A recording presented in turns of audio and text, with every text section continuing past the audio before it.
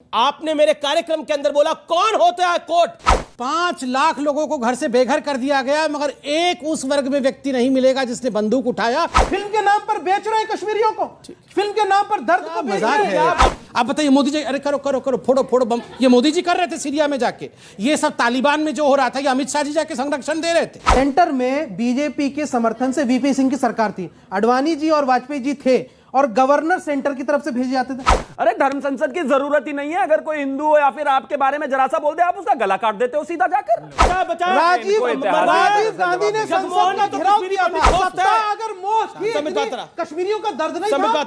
आज कश्मीरी इससे मारने वाला घृणा नहीं फैलाता है, बम से उड़ा देने वाला घृणा नहीं फैलाता है, महिलाओं का रेप करने वाला घृणा नहीं फैलाता है। कल बिल्डिंग कर रहे हैं उसकी। आप यहाँ मत आइए प्लीज, प्लीज ये आप इनको। तो चलिए शुरू करते हैं। अमीर जी, किसी भी बीमारी का इलाज करने से पहले इस बात को एक्सेप्ट कर लेना जरूरी है कि मुझे बीमारी है। आजादी के पहले से लेकर आज तक क्या कुछ लोग मानते हैं कि वो कट्टर है? नहीं मानते वो लोग। मतलब आज जज को सुरक्षा दे दीजिए, फिर डायरेक्टर को सुरक्षा दे दीजिए, फिर कोई यहां डिबेट में खड़े होकर बात करेगा उसको सुरक्षा दे दीजिए। कितनों को? क्या 80-100 करोड़ को सुरक्षा दे पाओगे? नहीं। मुझे लगता है कि कट्टरता के लिए सबसे पहले ये उस बात को एक्सेप्ट करें। राम मंदिर के वर्डिक्ट पे क्या इस देश में एक समाज ने उसको एक्सेप्ट किया? चलिए लोअर कोर्ट ने मैं नहीं माना, हायर कोर्ट में नहीं माना, सुप्रीम कोर्ट ने बता दिया आपको, क्या ये माने? नहीं माने। मथुरा की बात होती है, क्या ये इस बात को मानते हैं? नहीं मानते हैं। काशी विश्वनाथ की बात होती है, क्या इस बात को मानते हैं? नहीं मानते हैं।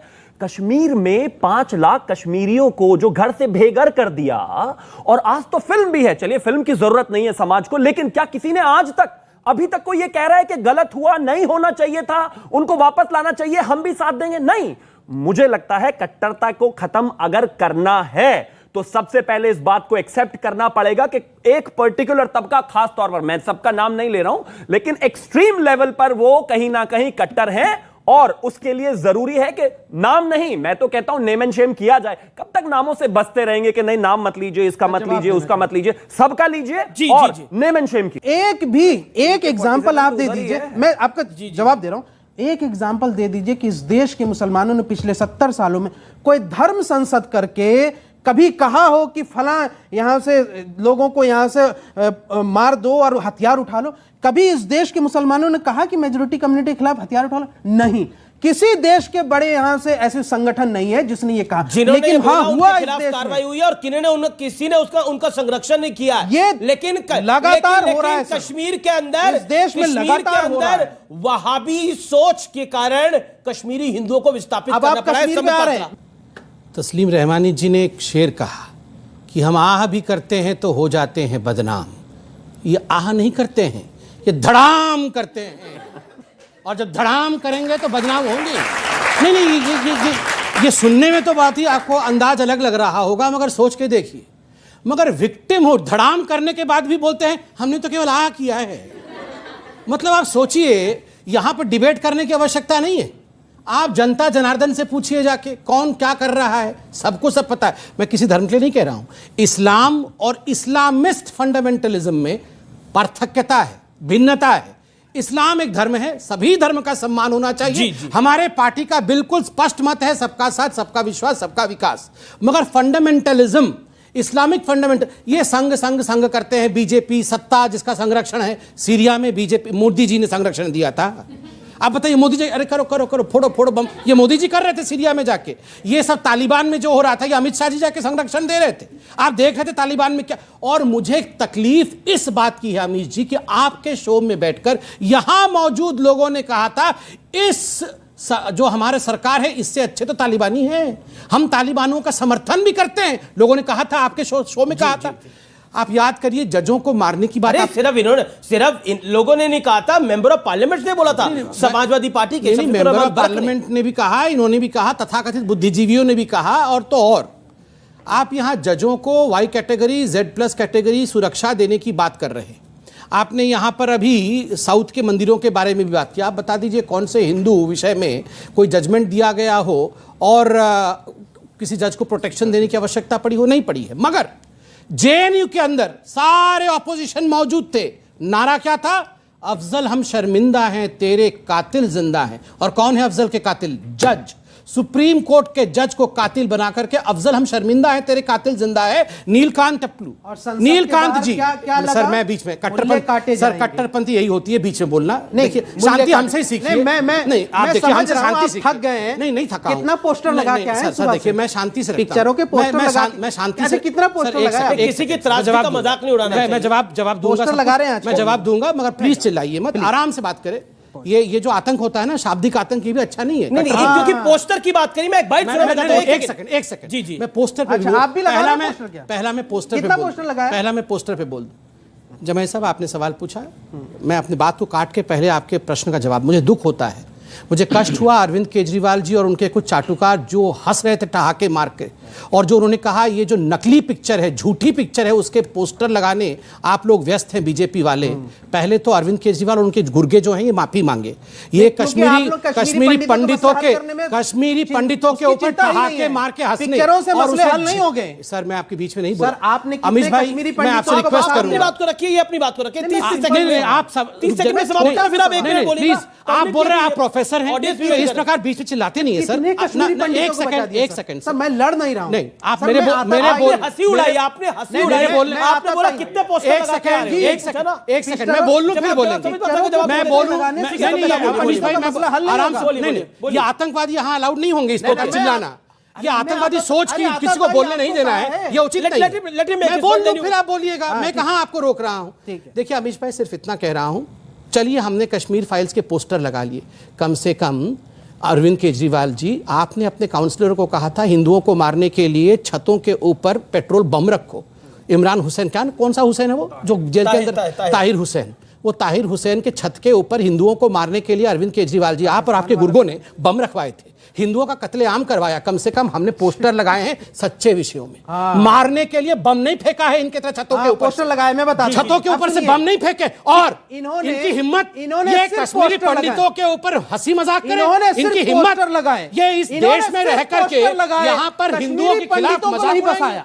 ये कह रहे हैं कि लड़की है, मजाक उड़ाने का विषय क्या है? एक बताइए, मैंने कहा कश्मीरी हिंदुओं के साथ इतनी बड़ी त्रासदी हुई, आर्य गिरजा टिक्कू का गैंग रेप करके उसको आर्य के बीच में काट दिया गया। अरे भाई मुझे सब पता है। क्या पता है आपको? हमें पता है, इनको कैंसर का ट्रीटमेंट पता है, सब कुछ ये पिक्चर से पहले भगवान है। बिल्कुल, हम इसे पिक्चर से पहले भी हमें पता है, इनसे पूछिए, सब कुछ पता है। भाई तुम बाकी पोस्टर लगा रहे हो, ये बताओ कितने कश्मीरी पंडितों को बसाए, वहां कितनी कॉलोनियां, रिड्रेशल आपके होते हुए बसाएंगे कहां से? आप तो उड़ा देंगे फिर से। डिस्ट्रेस सेल का हिजाब गलत। अमीश भाई, ये हमारा गायत्री मंत्र नहीं है, ये हम सबका गायत्री मंत्र, ये रिलीजन, ये देश का गायत्री मंत्र है, इस धरती का गायत्री मंत्र है, ये हिंदुस्तान का गायत्री मंत्र है। हम गायत्री मंत्र लेके मारते नहीं, हम बम नहीं फेंकते हैं। ये अल्लाहू अकबर बोल के बम फेंकते हैं। किसने गायत्री मंत्र बोल के बम फेंका?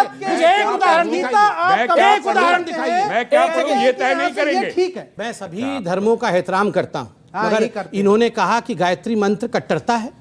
मैं बता दूं, मैंने किसी व्यक्ति को पूरे विश्व में नहीं देखा है जो गायत्री मंत्र बोलते हुए किसी की हत्या करता। देखिए, जब इन्होंने कहा गायत्री मंत्र गाना स्कूल में कट्टरता है, तो मैं कह दूं मैंने किसी को विश्व में नहीं देखा है कि गायत्री मंत्र बोल के किसी को मारता हो, गला काटता हो या बम फेंकता हो। मगर मैंने ऑपोजिट जरूर, मैंने जरूर ऑपोजिट सुना हो। जमाई साहब ने कहा कि ये गायत्री मंत्र गवाते हैं स्कूल में। मैं बता दूं, गायत्री मंत्र कोई हिंदू नहीं है, ये हिंदुस्तान का अंश है। कल को ये कहेंगे हिंदुस्तान नाम से हिंदू भी हटा दो, कल को ये कहेंगे हिंदुस्तान नाम से हिंदू हटा दो, हटा देंगे आप? ये क्या हटा देंगे आप? और नहीं अमीश भाई प्लीज अलाउ करो, बहुत दिल को दुखने वाला विषय है। नहीं, ये बड़ा विषय है, ये प्लीज मैं जवाब देता हूं। हिजाब के लिए कोर्ट ने कहा है, ये संबित पात्रा और हम कौन होते हैं? जब देश के कोर्ट ने कहा है कि ये इस्लाम में, हाई कोर्ट ने कहा है इस्लाम का एसेंशियल फीचर नहीं। मैं जिन्ना की वो तस्वीर दिखाऊंगा जिसमें वो मुस्लिम ऑल महिला कॉलेज में जाते हैं, एक भी महिला वहां हिजाब के साथ बैठी नहीं है जिन्ना के समय। उस समय हिजाब जरूरी नहीं था, अब इनको हिजाब की आवश्यकता है। 21वीं सदी में जहां भ्रूण हत्या, महिलाओं की सुरक्षा, शिक्षा, उसकी बात होती है, उनको आगे बढ़ाने की बात होती है, ये आज भी उनको अपना गुलाम बनाकर रखना चाहते हैं। हिजाब और कुछ नहीं है, अभी तक तो सिर्फ उतना ही है। अब आगे इन्होंने कहा कि ये भारतीय जनता पार्टी हिंदू राष्ट्र बनाना चाहती है। मुझे 10-30 सेकंड दीजिएगा अमीश जी। सांस्कृतिक तौर पर आप इंडिपेंडेंट हैं। हाँ, सांस्कृतिक तौर पर हिंद महासागर से लेकर हिमालय तक आने वाली धरती हिंदू राष्ट्र है। मेरा नाम शिवम त्यागी है, मेरे पिता का नाम राकेश त्यागी है, उनके पिता का नाम राम नारायण त्यागी है। उनके पिता का नाम छज्जू सिंह है, उनके पिता का नाम कल्लू सिंह है। मैं गारंटी के साथ कहता हूं 7वीं जनरेशन तक अगर वो नाम बताएंगे कोई राम और श्याम ही निकलेगा। इतनी परेशानी क्यों है अपने पूर्वजों को एक्सेप्ट करने में? और कोई किसी को प्रेशर तो नहीं दे रहा कि आप अपनी पूजा पद्धति बदल दीजिए। आपकी बात का जवाब। देखिए, मुस्लिम बेटियां तो सर ढकने के लिए या बाल ढकने के लिए हिजाब पहनती, इन लोगों ने अपने दिमाग में हिजाब डाल लिया है। इन्होंने अपने दिमाग में जो हिजाब डाल लिया, खराब है कि हमने दिमाग में डाल लिया है। ठीक है, हिजाब खराब है मतलब? सुनिए, ये क्या बोल गए बातों बातों में? हिजाब खराब है? नहीं, खराब क्यों? हमने दिमाग में डाल लिया है। इन्होंने दिमाग में इसलिए डाल लिया। क्या हो गया आज? अरे भाई, आप नहीं समझ। करेक्ट कर दीजिए, नहीं तो दिक्कत हो जाएगी। मैं ये कह रहा हूँ, फतवा एक इधर भी जारी हो जाएगा। हाँ, मुस्लिम बेटियां जो है वो पढ़ना चाह रही थी। नहीं, ये हिजाब वाला दिमाग वाला हिजाब क्या था? अरे दिमाग में पर्दा है इनके। अरे पर्दे में दिमाग में पर्दा है तो पूरी पर्दा महिला तो अच्छा है, आप इनको कहते हैं। इसको पर्दे को हटाइए। और आप पूरे महिला को पर्दे में आना चाहते हैं। मैं बता दूं क्या है? दिमागी पर्दा है। 7 साल हो गए आप कश्मीर के उन परेशान हाल मुहाजिर लोगों का जो कैंपों में पड़े हैं, उनकी पीड़ा को लेकर राजनीतिक रोटियां सेक रहे हो। क्या स्टेप है? एक स्टेप बताइए कि आपने आज तक लिया हो। 7 साल से आप सरकार में, इससे पहले 2001 से लेके 4 तक वाजपेयी जी सरकार में रहे। एक स्टेप आपने लिया और फिर लेके आप उनके आंसुओं को बेच रहे। राजनीति, हमको पीड़ा होती है, तकलीफ होती है, वो लाखों लोग पड़े और आप उनके लिए राजनीति करते, उनके लिए कोई जवाब नहीं देते। उनको हम कहते हैं कि हम जाएंगे, पहली गोली खाएंगे, कश्मीरी पंडितों को उनके घर में भेजेंगे, लेकिन ये नहीं चाहते। अच्छा ठीक है, इसलिए कि इनकी राजनीति, इनकी तरफ बोली करके इनकी राजनीति डिपेंड करती है कश्मीर के पंडितों के ऊपर। अच्छा ठीक है, ओके, समझ पाता जवाब। देखिए, ये सवाल हमसे कई बार आप आंसू बेच, कोई बात नहीं, उनको बोलने दीजिए, मैं शांति से जवाब देता हूँ। कई बार ये सवाल पूछा जाता है कि कश्मीरी हिंदुओं को आप तुरंत यहाँ से रवाना करिए और बसा दीजिए कश्मीर। अमीश भाई, केवल एक चारदीवारी बना करके कुछ गैस सिलेंडर, चूल्हा, डाइनिंग टेबल, फ्रिज रख देने से घर नहीं बनता है। घर सुरक्षा से होता है। मैं आपको 2 कहानी बताता हूँ, वाकया, फैक्ट्स, जो इस मूवी में भी दिखाया गया है। गिरिजा टिक्कू जो महिला है वो कश्मीर यूनिवर्सिटी में नौकरी करती थी। वो एक लैब असिस्टेंट थी कश्मीर यूनिवर्सिटी में। जब ये माहौल बिगड़ा तो वो जम्मू चली गई। जो उसकी सबसे बेस्ट फ्रेंड थी, उसकी नेबर थी, और वो एक मुस्लिम थी, उसने फ़ोन किया कि बहन गिरिजा, हम तो बेस्ट फ्रेंड है, अब माहौल ठीक हो गया, तुम जल्दी आ जाओ मेरे घर में, मैंने तुम्हारा सैलरी ले लिया है, आके तुम सैलरी लेके चले जाओ, तुम्हारे घर अच्छे से पलेंगे। वो अपनी बेस्ट फ्रेंड पे विश्वास करके आ गई। बेस्ट फ्रेंड ने मिलिटेंट्स को अपने घर में, आतंकवादियों को छुपा कर रखा था। गिरिजा टिक्कू को वहीं अगवा कर लिया गया, आरी से 2 भाग में काटा गया। काटने से पहले उनको रेप किया गया और फिर गैंग रेप करने के बाद 2 भागों में काट करके गिरिजा को फेंका गया। आपने अभी इंजीनियर साहब का नाम लिया, बालकृष्ण गंजू, बीके गंजू जी। बीके गंजू जी जब आतंकवादी उनके घर के बाहर आ गए, उनका नाम हिट लिस्ट में था, तो उनकी पत्नी ने कहा जल्दी जाके ना तुम वो कनस्तर है चावल का, उसमें छुप जाओ, नहीं तो मार डालेंगे। तो वो दौड़ के जाके चावल के कनस्तर में छुप जाते हैं। उनके जो सबसे बेस्ट फ्रेंड होते हैं, उनके नेबर होते हैं, वो कश्मीरी मुस्लिम थे। उन्होंने देख लिया तो उन्होंने आतंकवादियों को कहा कनस्तर में गोली मारो। कनस्तर पे गोली मारा और वो मर गए। देखो, एक सेकंड अमीश भाई, अगर मैं कश्मीर चला भी जाऊं, मैं कश्मीरी पंडित में चला भी जाऊं, मेरे घर के बगल में अगर रहमानी जी रहते होंगे और अगर वो आतंकवादियों को बोल दे कि यहां छुपा है पात्रा, मार डालो, तो मेरा घर, ये चारदीवारी को मैं क्या करूंगा? सोल्यूशन अगर क्या इस है? क्या सोल्यूशन है? सोल्यूशन मानसिकता बदलिए। आप मानसिकता बदलिए, आप कट्टरपंथी को हटाइए, आप आतंकवादी मत बनिए, सोल्यूशन हो जाएगा। सुरक्षा का माहौल, आप सरकार है, आप कहते हैं कि हम घर में घुस के आप कहते हैं हम लाल आंखों से दिखाएंगे। आप 7 साल में कश्मीर में सुरक्षा का माहौल पैदा किया। लाल आंख पाकिस्तान को कहा, ये परेशान आप सुरक्षा का माहौल पैदा नहीं। कितनी देर बोलना चाहते हैं? मैं 1 मिनट बोलना चाहता हूँ, लेकिन जवाब चाहता हूँ प्रॉपर। भाषण नहीं सुनना चाहता। भाषण ना सुनिए, सुरक्षा का ये भाषण माहौल देंगे कैसे पैदा और होगा? ये कुछ सुनेंगे नहीं किसी की। सुरक्षा का माहौल पैदा करने का रोड मैप क्या है? उस पार देख रहे हैं। हर बारी ये पॉइंट आता है कि डिबेट में कुछ निष्कर्ष तो नहीं निकल के आता, कुछ समाधान निकल के नहीं आता। अभी यहां बोला गया सरकार कहां है, सरकार कुछ करे। जब सरकार हिजाब पे कुछ करे तो भड़काओ आप, सरकार कुछ करे। जब सुप्रीम कोर्ट राम मंदिर बना दे तो भड़काओ आप, सरकार कुछ करे। जब सरकार सीए ला दे तो बोलो कि मुसलमानों की नागरिकता जा रही है, लेकिन एक मुसलमान की नागरिकता नहीं जा रही, वैसे की वैसी सलामत है, भड़काओ आप, लेकिन सरकार कुछ करे। उसके बाद कहा जाता है कि अपना दुख, दर्द और संवेदना भी जो है वो इतिहास है, उससे मत बताओ। कहने के तरीके अलग हो सकते हैं, कोई कहता है रात गई बात गई, कोई कहता है आज की बात करो। लेकिन सॉल्यूशन इसका यही है कि कट्टरपंथ की विचारधारा को आगे मत बढ़ाओ, झूठ मत बार बार परोसो कि इस देश में मुसलमान आज सुरक्षित है। और इसमें बड़े बड़े कलाकार भी शामिल हुए जिन्हें बाद में बैकफुट पे जाना पड़ा क्योंकि वो झूठ बोल रहे थे, क्योंकि नहीं है असुरक्षित। अगर कहीं मुसलमान असुरक्षित है तो वो तालिबान में असुरक्षित है, वो सीरिया में असुरक्षित है, वो इराक में असुरक्षित है, भारत में असुरक्षित है। यहाँ पे डंके की चोट पे कहा जाता है कि रामलला का मंदिर हम नहीं बनने देंगे, उसके बाद भी सब कुछ सामान्य चलता है जी। कोर्ट फैसला करती है। यंग जनरेशन में एक झूठ बोला। क्या बोला? आपने कहा कि यहाँ से उस वक्त सरकार, जब 1990 में हुआ ये, तो उस वक्त सरकार जो है दूसरी थी, कांग्रेस। सर बाबू आपको बताऊं, उस वक्त सरकार कांग्रेस, ये सेंटर में बीजेपी के समर्थन से वीपी सिंह की सरकार थी। अडवाणी जी और वाजपेयी जी थे और गवर्नर सेंटर की तरफ से भेजे जाते थे। जगमोहन जी 19 जनवरी को जाते हैं जम्मू इसलिए गए कि क्योंकि विंटर में जम्मू से ही कार्यक्रम होता है, सारे ठंड होती है ना, और गए और उसी रात से वहां पे एक्सोडस शुरू हुआ।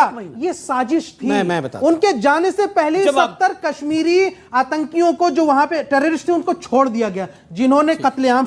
मैं ये इसलिए कह रहा हूं कि जगमोहन की जो साजिश है, जिसको एएस दौलत साहब ने, जो रॉ के पूर्व अधिकारी थे, उन्होंने किताब में लिखा, उसको पढ़िए बेटा, आप लोग स्कूल कॉलेज में पढ़ने वाले, उसको पढ़िए, पता चल जाएगा कि भारतीय जनता पार्टी का और जगमोहन का कितना सस्पिशियस रोल था। अब आपने बोल दिया कि भारतीय जनता पार्टी ने और जगमोहन ने कश्मीरी पंडितों को बचाया। राजीव गांधी ने संसद में घेराव किया था। को बचाया। आप झूठ मत बोलिए, झूठ। अरे झूठ क्या, कश्मीरी पंडितों से पूछिए, बालकृष्ण की बीवी से पूछिए। अभी मैं अमीश देवगन की फाइल्स खोलता हूं। अरे खोलिए, आपको जो फाइल राजीव गांधी ने अपनी फाइल आपकी बंद हो चुकी है।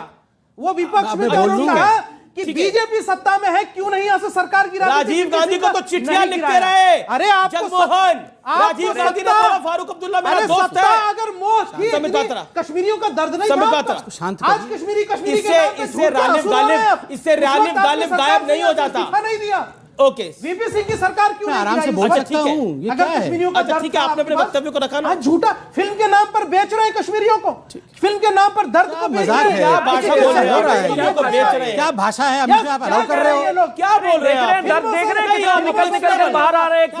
ऑब्जेक्शनेबल है, ऑब्जेक्शनेबल है। किताब पक्का होगा, अतीत का हिसाब किताब देना पड़ेगा कि उस वक्त गुनाहगार कौन था। और आज मैं ये मांग रहा हूं, जवाब दें उस वक्त जगमोहन। जो बहन ने कहा कन्वर्ट हो जाओ, मर जाओ या छोड़ के चले जाओ, ये हर मस्जिद से कॉल दिया जाता था, कोई पाकिस्तान से कॉल नहीं होता था।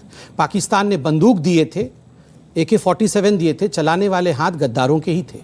और याद रखिए, मस्जिदों से, कश्मीर के मस्जिदों से ये कॉल दिया जाता था और अपनी औरतों को छोड़ के जाओ ये कहा जाता था। अल सफ़ा सबसे बड़ी न्यूज़पेपर थी, उसमें इश्तिहार छपता था, अल सफ़ा हिंदू हो दफ़ा, यहाँ से दफ़ा हो जाओ। तीसरी बात है, इन्होंने कहा कि जगमोहन जी 19 जनवरी 1990 को जम्मू और 22 तारीख को श्रीनगर पहुंचते हैं। तब तक हो चुका था एग्जोडस। और एग्जोडस कब से शुरू हुआ? 1988 से शुरू हुआ है। ये जो एग्जोडस 1990 का है, ये 7th exodus of Jammu Kashmir के पंडितों का है। अगर अमीश भाई अगर ये कहते हैं कि हम मुसलमान, हम खतरे में हैं, अगर ये खतरे में ना होते तो सोचिए अभी क्या करते। खतरे में होकर हमें एक शब्द बोलने नहीं दे रहे। अगर खतरे में नहीं होते तो अभी तक तो हम दोनों जीवित होते कि चिंता नहीं होते। खतरे में होकर ये हालत है, बताइए। बावजूद 80% मतलब आप 7 साल के साथ, मतलब मार ही दो अब लोग गर्दन काट ही दो, और क्या करें। सर मैं आपको 80% तक बढ़ाया है भाई। मतलब आपने 80% आपने बढ़ाया, आपने बढ़ाया 80%। आपकी कृपा से कैसे 80%? आपकी कृपा से बढ़ाया। हिंदू जो आज 100 से 80% हो गया, इन्होंने बढ़ाया है।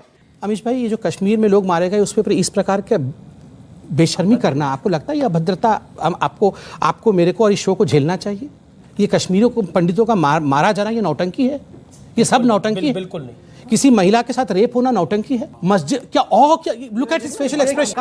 ये ऑब्जेक्ट करता हूं कि जिस प्रकार का बिहेवियर आज शोएब जमाई ने दिखाया है, जब मैंने कहा कि कश्मीरी महिलाओं के साथ बलात्कार हुआ, ये नोट किया जाए। जनता जनार्दन देखे इनके इनसेंसिटिविटी को। आप ड्रामा कर रहे हैं, आप इसको पॉलिटिकल बिल्डिंग कर रहे हैं उसकी। आप यहाँ मत आइए प्लीज, प्लीज ये आप इनको दूर रखिए, इनका कोई भरोसा नहीं है। ये पेट्रोल बम लेके आएंगे, इनको ऐसे लोगों को दूर रखिए। ये कुछ भी बम ला सकते हैं। नहीं, ये फट जाएंगे। आपके घर में भी होगी। नहीं, आप दूर रहिए, आप दूर रहिए, आप दूर रहिए, आप दूर रहिए।